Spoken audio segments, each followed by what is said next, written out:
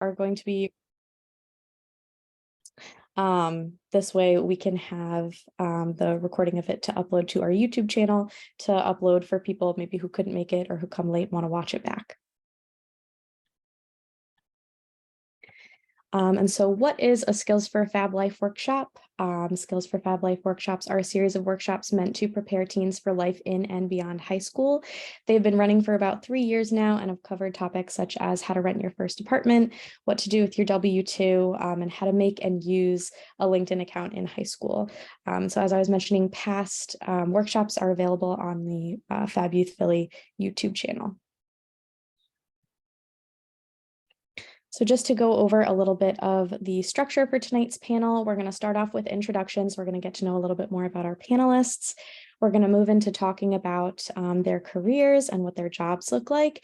And then we're going to finish off talking or going over some advice that they have for young people like you who want to work in this field.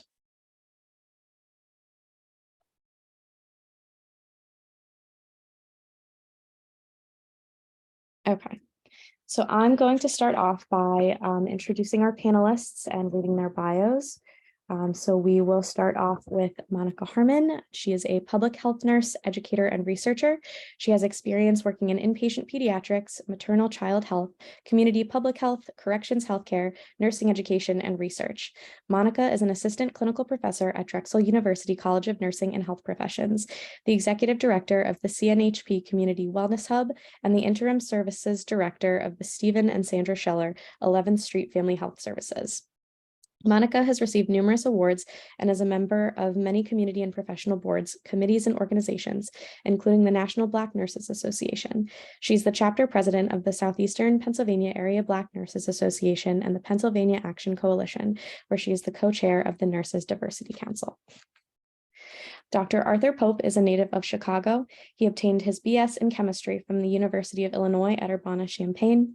Afterwards, he completed his PhD in physiology and pharmacology at the University of Florida. After working as a scientist in a lab, he decided to pursue a career in medicine. He completed medical school at the Stritch School of Medicine at Loyola University in Chicago and completed his residency at the University of Chicago in 2021, where he also served as chief resident. He is now currently faculty and a physician in the Department of Emergency Medicine at UPenn. Brianna Davidson is a medical assistant located in New Jersey.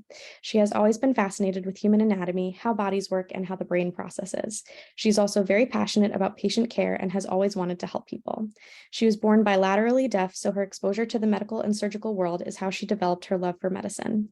She's worked in primary care for a total of 4 years and in OBGYN for 3 years. She went to County College of Morris for psychology, but changed her path to medical assisting at Raritan Valley Community College after doing administrative work for her uncle's gynecology practice. All right, so I'm going to stop sharing and we're going to get a little bit more into our panelist questions. So I'm going to hand it over to our panelists and just ask that they introduce themselves and tell us something about yourself that is not in your bio.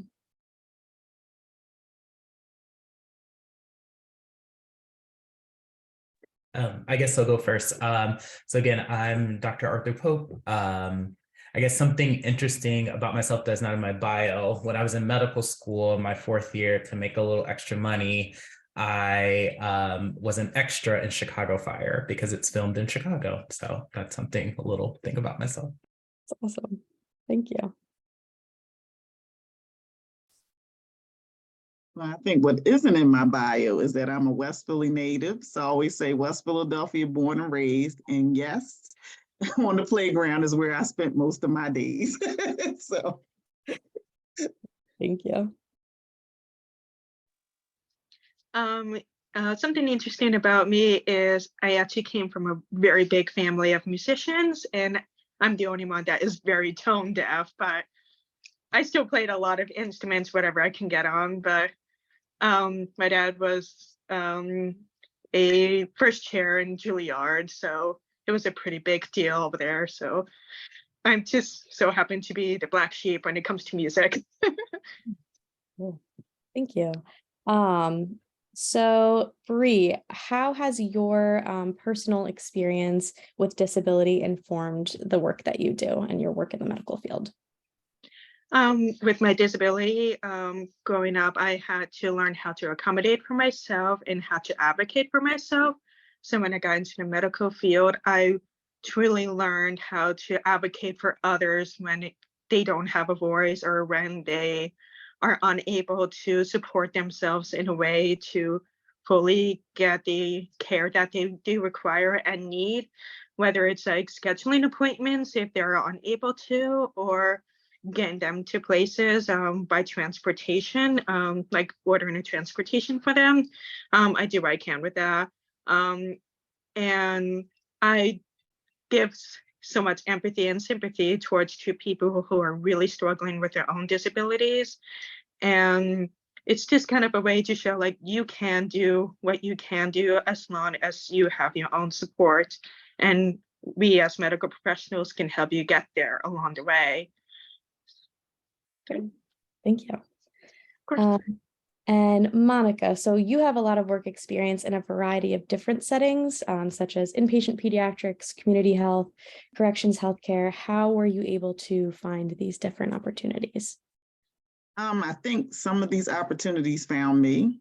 So definitely being open and getting that story out. You know, people, you may only have 2 minutes. So they talk about that 2-minute elevator pitch. And so who are you? Where do you come from? What do you want?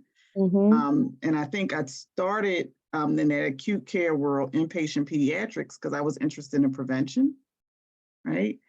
And I didn't realize, at least it wasn't apparent to me, that it's a different type of prevention when someone is actually in the hospital and they're actually sick. And the prevention I really wanted to focus on is let's prevent some things before people get sick, and let's help people to think about health and wellness as a part of their lives. That's not something that you do after you get sick and you try to do a reset, because you can't reset. So. Great, thank you. You're welcome. And so Dr. Pope, you mentioned that you started off as a researcher and you were a scientist working in a lab. So what made you decide to switch from working in a lab to practicing as a physician? Yeah, so towards the end of graduate school, I kind of thought about it and I was like, maybe I'm just like burnt out from being, in grad school. Maybe I should just go on. So I actually went on to do a postdoc in DC. And the very first week that I was there, my mom ended up having a stroke. And so that started me thinking about going back to medical school again. And as the year went on, I was like, this is not for me. I do not see myself being a bench researcher for the rest of my life. And I sort of missed that one-on-one patient interaction that you get and sort of that instant gratification that you get when you're taking care of a patient or explaining something to them. For example, I was explaining how a medication worked to a patient the other day, and they're like, nobody ever told me that. I really appreciate that. I was like, yeah, you take this medication for your blood pressure, also to protect your kidney so you don't be on dialysis. And they're like, oh, okay. So that's really what got me going back into medicine, is that, one, being able to like communicate in a very, plain way with patients, and two, like also being a Black physician and being able to take care of Black patients was like super important to me. Great, thank you. And so this is a question for all of you. What education did you need to do your job? And then how long did it take you to complete that? For me, to be a medical assistant, you can do this at a community college, or you can find a program near to you that specializes in these types of programs. For my program at Raritan Valley Community College, which is based in New Jersey, it is a total of 12 months technically, but the schooling in itself is 9 months, and the externship took about 2 to 3 months, depending on how you used your hours, because you needed a total of 160 hours to complete that. And it is all unpaid, so you have to figure out like your work schedule and figuring out how to get the experience working in a doctor's office.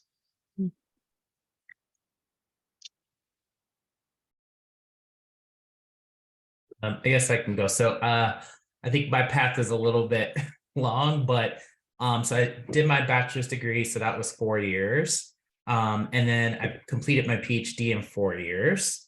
And then I worked basically for about 5 years, so 2 years as a postdoc. And when I was trying to apply to medical school, I actually worked as a medical assistant in a gastroenterology office in DC and as a scribe at one point. And then that was about 3 years of trying to get into med school. And it was 4 years of med school. And then I did emergency medicine.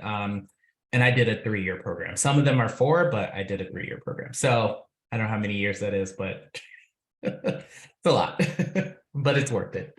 Thank you. All right. And I smiled, Kara, when you asked that question, because nursing has 4 different entry points and people don't realize that. So when you talk about how long, if you talk about LPN, so licensed practical nurse, or the LVN, licensed vocational nurse, depending on which state you're in, that can be anywhere from 18 months to about 26 months, depending on the program. You could be enter into a diploma program, which is a hospital associated nursing program, which we don't have too many of those left, especially in the city of Philadelphia, maybe some more out further. You can also be an associate degree nurse. So that's with the community college. That's how I entered into nursing. And then you also can have the baccalaureate degree in nursing, the BSN, which you could do a traditional path where it's a 4-year degree, or you can do an accelerated BSN, and that's for nurses that have degrees already in another discipline, and then they're coming back for nursing as well. So in terms of my own personal path, I did do the associate degree, and it took me a little longer because I switched my major from biology. I wasn't feeling zoology and biochemistry. I didn't care about all that. But I like what the nurses were doing in terms of sociology and psychology, and then being able to bring in the sciences. And then, so it took me about 4 years to complete my BSN because I had to finish some prereqs and then take nursing classes with my clinical. And then I decided to go back and get a BSN because I wanted to work in public health, and you needed a BSN at least to work in public health. And then I did get a master's in both public health and nursing, and I did public health first because I worked in the community and there were systems issues I didn't understand.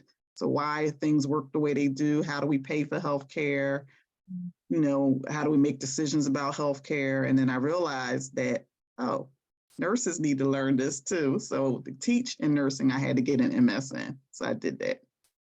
And how did you know, I know you mentioned before you got a BSN to be able to work in public health, and then MSN, how did you know you needed those degrees?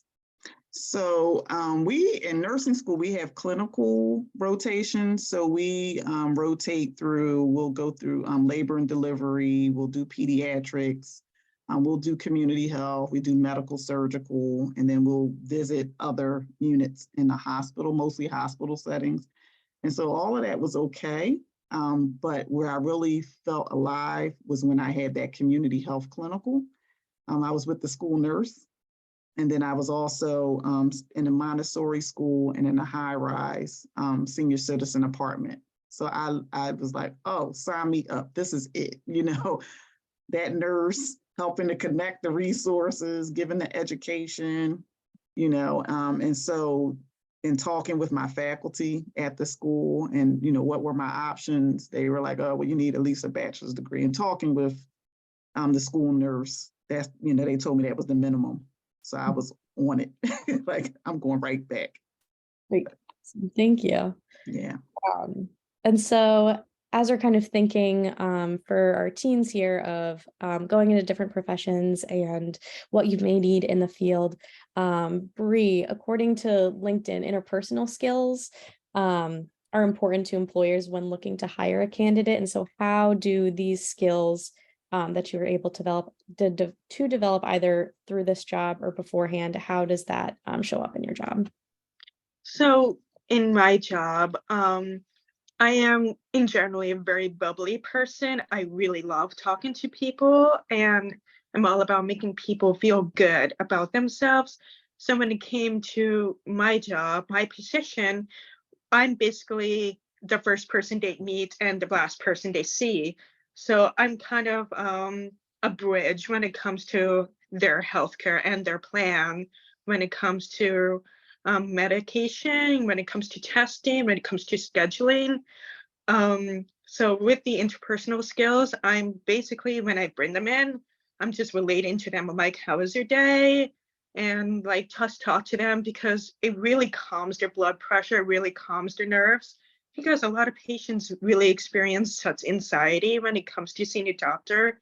So when it comes to like just talking with them and communicating with them, you're really calming them down. And also like what Monica has said, where you like just listen for little clues on what they're talking.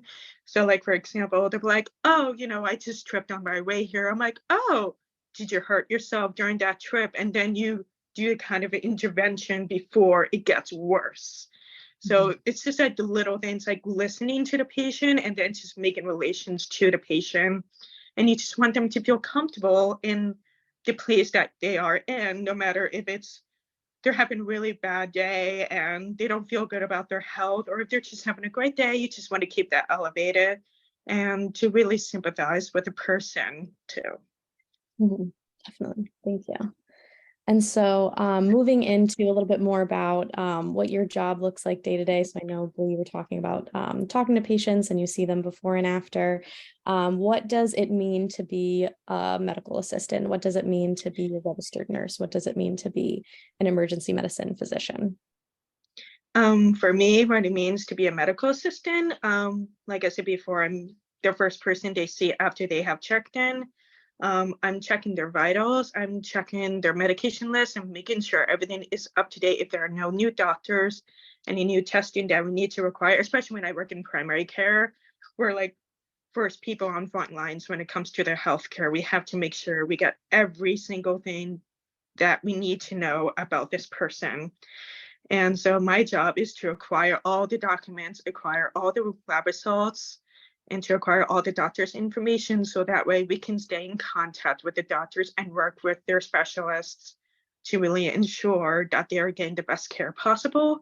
And in the aftermath, we give them a call to let them know what the test results are. We give them a call when their medications have been refilled. I'm basically on the phone all day, letting patients know about their results, what's going on. Sometimes a lend an ear if they are very upset about their results and whatnot. So that's what it means to be a medical assistant. I'm basically everybody's mother or partner or whatever. They just need someone to talk to and to really have that connection when it comes to their care. Mm-hmm.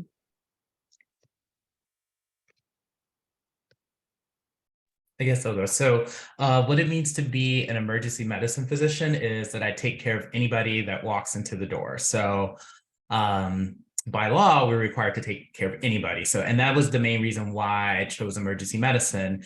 In medical school, you rotate through different specialties. And I was actually between pediatrics and emergency medicine for a very long time. And I did my inpatient medicine rotation, and there was an issue about a patient being able to be transferred because of insurance. And I was like, I don't want to have to think about that in my career. I just want to be able to like treat the patient who, as they walk through the door, regardless of race, religion, wherever they come from, and so that's what it's like for me. On a day-to-day basis, it's different. So I could be treating something that's very minor, like somebody who cut themselves and I have to like sew them up, to somebody who's like breathing very fast and needs oxygen and we need to intervene on like a quick procedure. So that's why I like that a lot. And then a lot of our job now, I basically do a lot of, I feel like community care, sometimes a lot of primary care in the emergency department. So people who haven't been able to access a physician in a very long time, and now they're coming in with the problem. And so it's sort of like, all right, well, let's help you get set up to see a primary care physician. I can give you medication for your blood pressure now, but you need a long-term doctor because I don't see you after this. And it's not that I don't want to see you, it's if you're here, then it's usually not great that you're here. So. Thank you. And that's a loaded question, Kara, to ask. What does it mean to be a nurse? So I think one common thing is that nurses are skilled at being connectors, right? And so whether we're working with individuals, families, groups, communities, populations, nurses are the ones who are sometimes the closest to people at their most vulnerable. So we really get at the heart of who they are. And we say it's holistic care, meaning that we are a whole body, right? And not to take away from the other professions, but we're the ones who we talk to the doctors, we talk to the medical assistants, but we also talk to case management, social workers to help meet the needs of our patients. We work across the lifespan too. So we work I always say, from the womb to the tomb, right? So you'll see nurses that will be there to attend a birth, but you'll also see nurses that will attend as someone is dying, right? And making sure that they have a great transition, and then everything in between. The other piece is that we promote health too. And so no matter where I see you at as a nurse, or whether it's, in the community at a health fair and I'm giving education about your blood pressure, I'm not just telling you the numbers. I'm telling you what the numbers mean and how you can make decisions for your health, right? Or if I'm giving someone their dying wish as well. So it's either having certain family members at the bedside, or making sure that I clean someone's body, take all the tubes out of their bodies before their families come in, or allowing a young mother, as well, to give the bath for the first time, for her newborn baby. So, and then nurses are also at the boardroom too, right? So we have nurses that are head of companies and hospitals, so nurses do a lot. Yeah, So definitely. that's what it means to me. Yeah. Great And you connector. specifically, you work as a nurse, an educator, and a researcher. And so when you're Yeah. talking about being a connector for patients, you're also a connector in those roles. And so how do you balance sort of those different jobs? Well, I'm always, what's so special about a nurse? That's the question I always ask myself, and why it's important for me to be at the table. Not more special than anyone else, but why is it important for that nurse to be there? And you talk about balance between the roles. So I went kind of from practice, right? So being close to patients and populations, and then kind of moving to using those stories of working with patients, because I also recognize that I'm in spaces where decisions are made that my patients never get asked to be at, but yet decisions are made about their lives as well. So I take those spirits, right, and those words with me as well. And so, as an educator, I'm telling my students about that, and how important it is that we're there and we're able to advocate and use the knowledge that we have, but also understand who else is on the team. But recognize that patient, that inmate, I'm using different terms because depending on where you work at, that's what we call the people we work with. But that person is at the center of the team. They are the MVP. And the rest of us in the healthcare world, we're on that team to support them to get the best health possible. And as a researcher, I ask those questions too. And I'm also looking at research from a lens of working with people and understanding that they will be the end user for that product. So Definitely. And this is a question for everyone as well, but along the lines of balance and kind of balancing responsibilities and roles, how do you balance your personal life and your professional life? That's a good question. I'm still working on it. So, like I always tell people, medical school, going through medical school, then going through residency, you kind of lose yourself a little bit because your time is really not your own. Somebody else is making your schedule. And so I was fortunate enough to be in Chicago at home so I could be close to my family. So when I needed that break, I can leave the medical space and go talk to my family, and they would quickly remind me I'm just their little brother. It doesn't matter if I'm in medical school or whatever, right? So that was always nice. But now as an attending, I have income, which I never had before. So and being the first in my family to become a physician. So there's just a lot more freedom that I have. So for me, how I balance it is I travel a lot now. So I, go to, I went to Thailand for my 40th for 2 weeks, and So that was really great. And I'm trying to reconnect with friends. So that's how I try to manage my time and, work-life balance.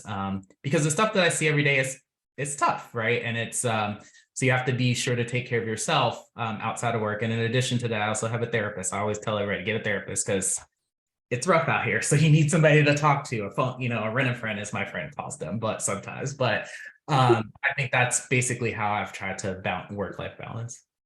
Great. Thank you. I also am still figuring it out myself, but I think I have gotten down to almost to a science. I have a very regimented schedule, thankfully. It's not as crazy as like being a doctor or a nurse where you're working in a hospital, or as an educator, I just work in an office 40 hours a week to sum it up because my hours are different every day.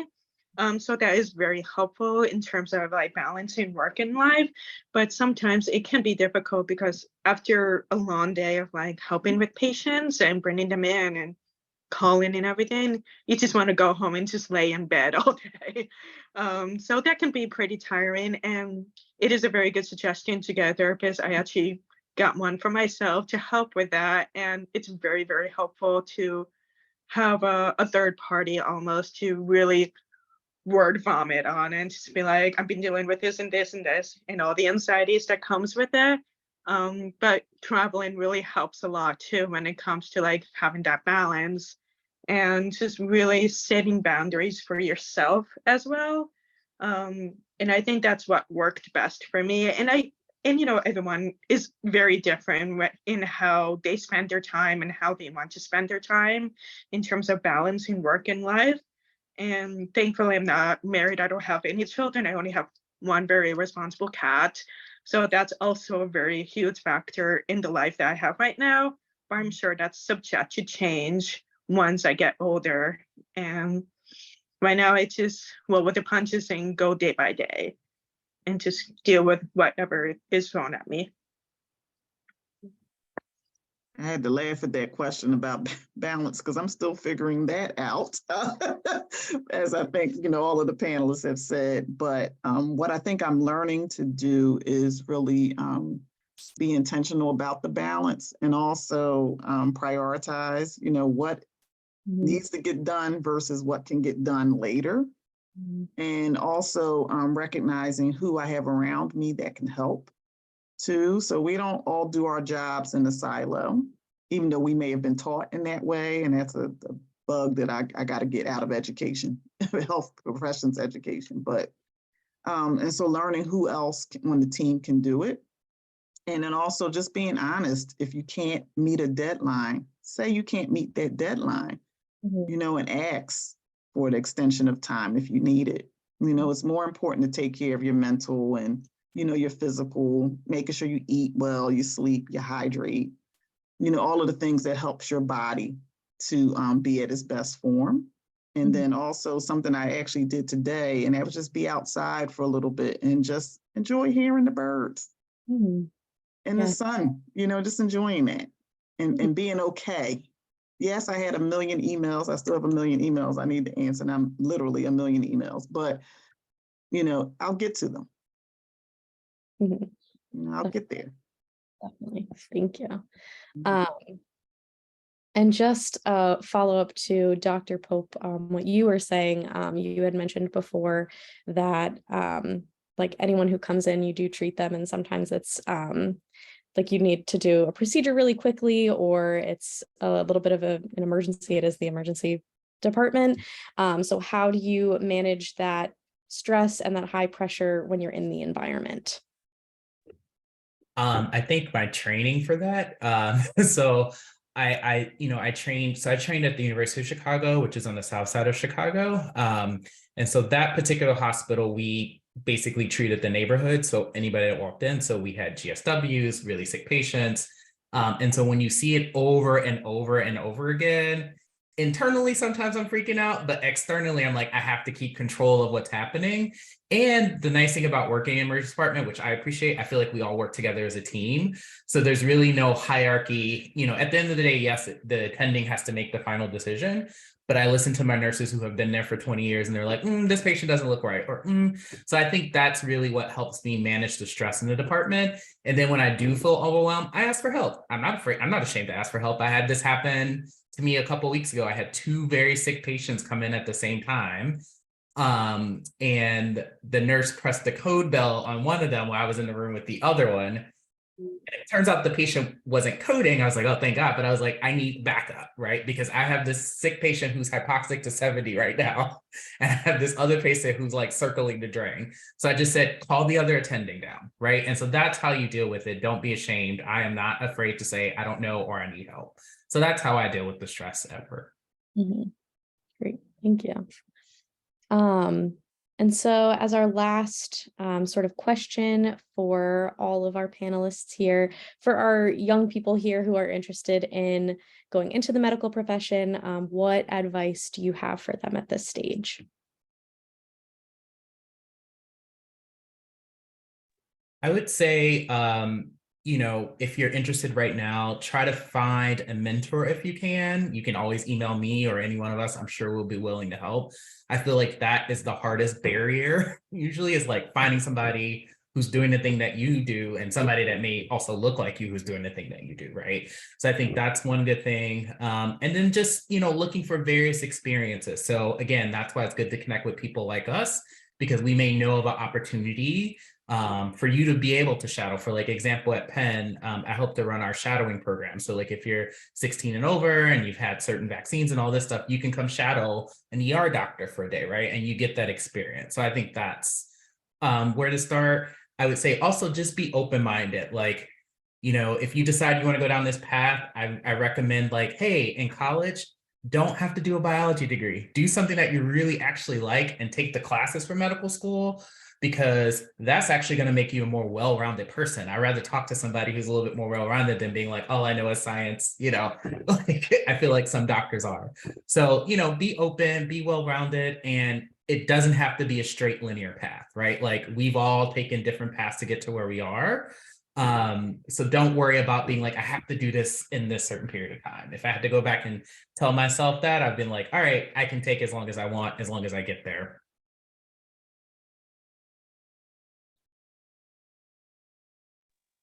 I 100% agree with what Dr. Pope was saying. You can absolutely look for a mentor. You can always contact me. I'm on LinkedIn. You can find me. You can always ask for contact information. I'm still pretty young in the field. My coworkers still call me a baby, even though I've been working for 5 years as a medical assistant. But you can always find people that would be willing to help you and lead you the way. From my personal experience, I just got very lucky into having a little foot in the door with medicine. My uncle is a gynecologist, and I was very fortunate to work for him when I was still in high school and when I was going to community college for psychology. And during the time when I was working with him and going through psychology, I thought I was going to be a psychologist all this time. But after working in medicine, I realized that's where I'm the most comfortable in. And it's just about being open-minded and not having to stick to what you think your life should be like or what anybody else says that what your life should be like. It's about what you want to do and where you feel the most comfortable and feel the most happiest with. So if you find like an exhibit in the museum that you're so fascinated with, maybe that's an area that you can definitely do a little bit more looking into and see what you like about it and see if that is something that you're definitely interested in, especially when it comes to medicine. There's so many different jobs in medicine. There can be transporter, there can be a medical assistant, there can be a CNA, which is certified nursing assistant. There's so many areas of medicine that it can be exactly perfect for what you want to look for, and go from there and definitely ask for help. It doesn't hurt. Yeah, but I agree with my co-panelists as well. Definitely be open to opportunities. but also do some research on your own. You're at a great time where you can do internet searches. You know, what is a nurse? You know, what is a doctor? You know, how can I become a nurse? How can I become a medical assistant? You know, start there. I think also look for opportunities as shadows, like Dr. Pope said, but also there are explorer programs as well. So you can actually explore careers. I actually did that myself at the old Misericordia Hospital, which is no more, it's now Hupp Cedar. But there I was able to follow, you know, the health administrator. I was able to finance the finance person, the person that was in nutrition. So, you know, all these other careers I didn't even realize was in healthcare as well. The other thing is, if you know you, for example, you want to be a nurse, look at some of the organizations in nursing, right? And so I represent the National Black Nurses Association. We just finished a mini nurse academy at one of the elementary schools in our area, where it was us talking about all of the things we're talking about here, you know, population health, science, you know, research. What is research? And these are 3rd to 6th graders, right? And so those are opportunities, but all of those organizations, you know, they want student members as well. And some of the memberships are free, some are, you know, of lower cost, but you're investing in yourself is what I'm saying, you know, as well. And I know there's even websites. So for nursing, Johnson & Johnson is a big supporter of nursing. They have a website called discovernursing.com. And so there you can actually take a test, a quick quiz, and it spits out what type of nurse you might actually be good at if nursing is your way. The other thing is challenge what you know about a profession, right? And so if it's medical assisting, medicine, I think my hat goes off to you and what you all do as my co-panelists, because I don't know if I can work in healthcare that way, right? But just like other nurses say to me, well, I can't work in the community, but I couldn't work in the hospital. So, you know, find out, you know, what's your temperament, I guess, and what you like to. Definitely. And for our participants here and anyone watching, I just want to shout out, if you have the LinkedIn, if you attended last month's session and you have your LinkedIn, this is a great time to use it to connect with our panelists, to follow the organizations that people were talking about, just so that you stay up to date and you are able to see these opportunities. So yeah, at this point, we'll open it up to our participants. If you have any questions for our panelists, feel free to ask in the chat, unmute yourself, whatever you feel most comfortable with. I have a question for Dr. Arthur and Nurse Monica. Do you guys think it's harder to get into these professions as a Black person? Do you think it's more challenges that you'll face? So yeah, there's actually just a big conference in Philadelphia last week. There's a health and equity conference. The first day focused on medical education, and we were talking about this very topic.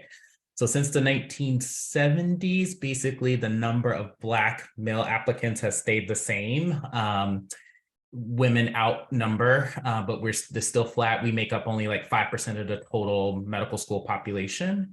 And so I think we have a long way to go in terms of, like, one, encouraging youth to do it. Two, there's a lot of barriers. I still feel at the pre-health level of, advisors saying, like, you can't do this, right? You don't have the GPA for it.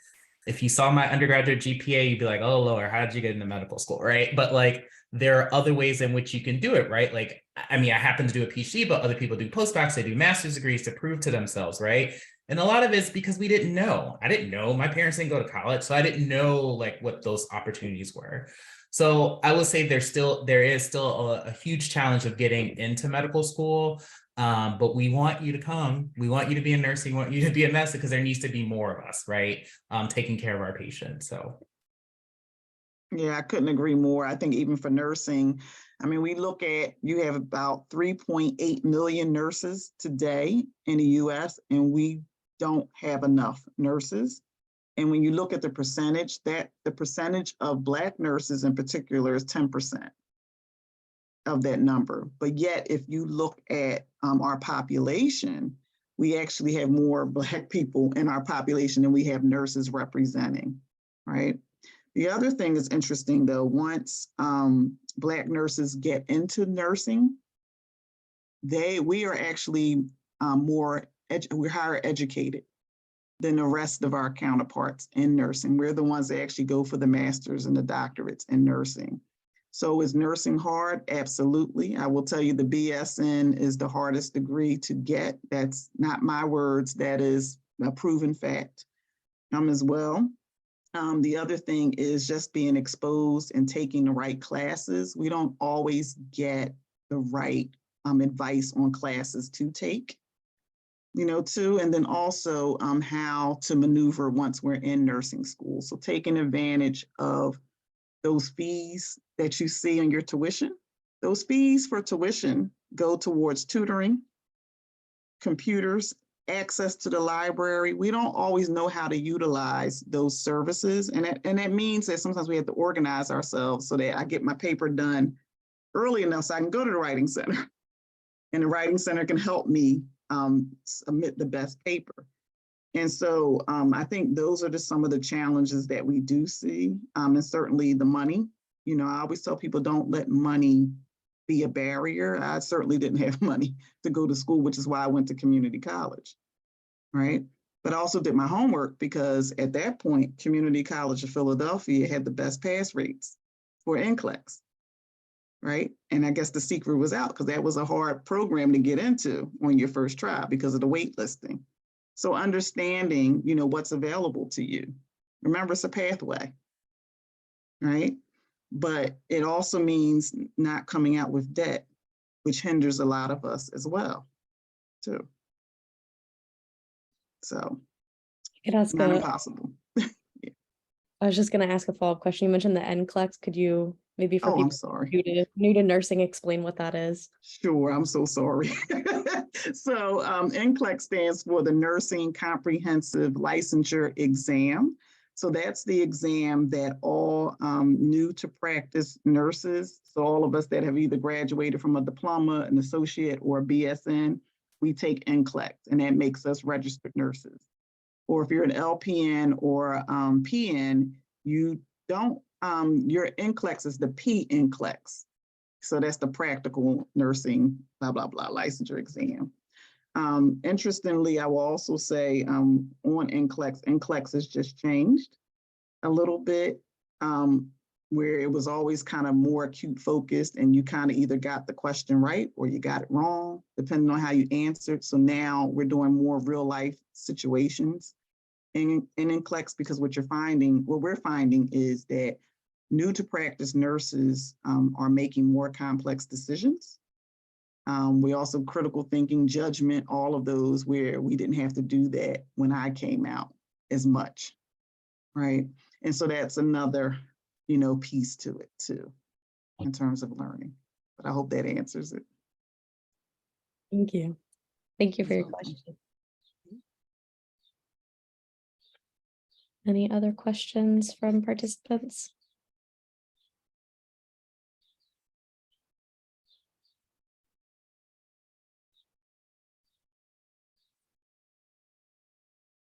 Okay. Yeah. I'm sorry, are you talking? No, please ask a question. So when you were talking about getting your BSN in nursing, which is something I want to do to focus on to get my BSN in either emergency medicine or labor delivery, which is the two I'm looking at right now. My school doesn't really offer a lot of nursing programs or anything like that as like outreach. Do you know any like programs we can look into? Oh, so I guess what school? I have to start there. Where are you, if you don't mind sharing? I go to Philadelphia Virtual Academy. Okay. So I would start with your counselor. Do you have a counselor's office? Yes, we have a guidance counselor. We have two. I would definitely start with your guidance counselor, ask about, what some of the programs are in the area, alumni, which is something a lot of people don't take advantage of as well. So you have people that have graduated from your school. If you have an alumni base that still goes back, like I still go back to my high school, I still have career days. I'm on file. If people want to be a nurse, they can contact me as well. So it are people that are waiting. And then of course you got MBNA. If you don't identify as Black, we have the Hispanic nurses. We have so many different nursing groups around religion, right? We have a nursing sorority as well, which men can join too. So they're the fratres, soror. So it's so many different worlds for nursing. I just also put in the chat the Community College of Philadelphia's nursing program. So there's a link there. I don't know if your schooling qualifies as a Philadelphia school district school. So it would be worth finding that out, because Philadelphia students who graduate from Philadelphia district schools can go to community college for free. Yeah. And it's really an exceptional way to explore some of your passions and interests, and the kinds of classes that you're going to take at CCP, some of those what they call remedial or entry math classes, the geometry, the algebras, the bio classes that are the extension of your school, your high schooling. Those are going to be the same classes you take anywhere. Because for those folks who are going to quote unquote a 4-year degree program or a bachelor's program, there are basic requirements that you take, whether you go to Harvard or Spelman or UCLA, they're all the same. And so those first 2 years, while you're trying to figure out what your interests and passions are, then you declare your major and then you specialize. So it could be very cost effective. It could be a great way to build relationships, get mentorship, internship, explore your passions, to go to community college. And even if this high school you go to doesn't qualify you to go for free, it's very affordable. It's less than $7,000 a year. And many students are eligible for aid. And so I think I also used to teach there for 10 years, so I'm also a little bit biased. I think it's a great place to start your college career. And many times you can take dual enrollment. So while you're currently a high school student, you can take classes at CCP. So I'm going to put my contact information in the chat, because I'd be happy to talk to you more about CCP and maybe connecting you with someone at CCP. Yeah, and I was going to say too, the other thing is that CCP has so many partnerships with other colleges as well. Mm-hmm. So when I went there, we had a partnership with Jefferson. So I went to the RN to BSN. So I already had 60 credits from CCP when I graduated. They gave me 30 credits because I was an RN, so that was 90. And I only needed to do 30 more credits to get my bachelor's degree. Right. And so I know now, because Jefferson doesn't have that RN to BSN, but I believe that Westchester does, and I think Eastern and Widener. So and then all of the universities take CCP's credits too. So.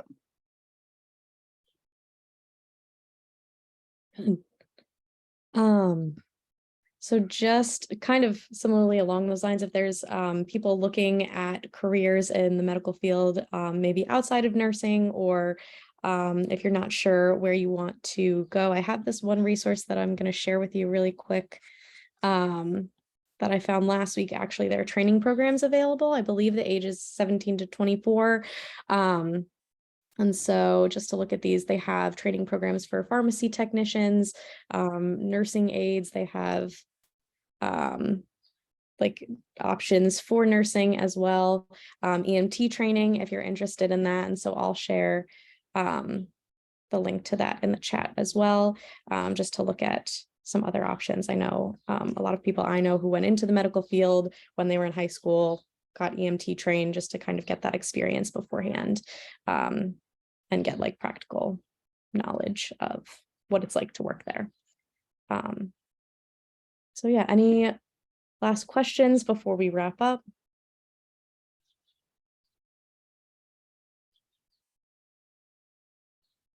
Okay, great. Thank you so much. Thank you to our participants for coming and asking really great questions. And thank you to our panelists for coming and sharing your experience. Yeah, hope everyone